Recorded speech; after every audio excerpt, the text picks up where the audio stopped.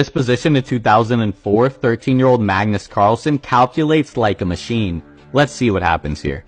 So in the game, the opponent just played c5 to challenge the center and try to open up the c file. But there's one winning sequence for Magnus and he finds it. He starts the combination off with knight to g6, jumping in with the knight and sacrificing it to fork the rook and the bishop. And the best move for black is just to move the rook and allow Magnus to win the strong dark squared bishop. But instead the opponent just grabs the knight, and after queen takes e6 and king to h8, the opponent's point was that Magnus can't win the material back with queen takes e7, because if you grab the bishop, then there's knight to d5, forking the queen and the bishop. But Magnus had no interest in winning the material back, and continues with h takes g6, a move that opens up the h file, and now this pawn on g6 is boxing in this king, and the threat is bishop takes h6. Sacrificing the bishop to play rook takes h6, which should lead to checkmate.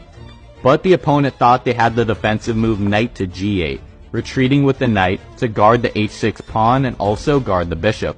But Magnus saw this move just doesn't work, and continues with bishop takes h6 anyway, sacrificing the bishop to continue with rook takes h6, sacking the rook to take on e7, and now we're threatening checkmate in one move. And the only real way to defend is with knight to f7. And after Magnus grabs the knight, Magnus is left down a full rook. But this king is left in the middle of the street. And the opponent opts for king to g7 to sidestep rook to h1 check. But now what do? We're down a full rook. Well, there's one winning idea and Magnus finds it. He plays rook to d3. A rook lift that's made possible because this queen on e7 is guarding the e1 square, because queen to e1 would be checkmate. And the threat is now rook to g3 check, which should lead to checkmate. But the opponent finds a very nice defensive idea, and they play rook to d6, lifting their own rook to block rook to g3 check with rook to g6.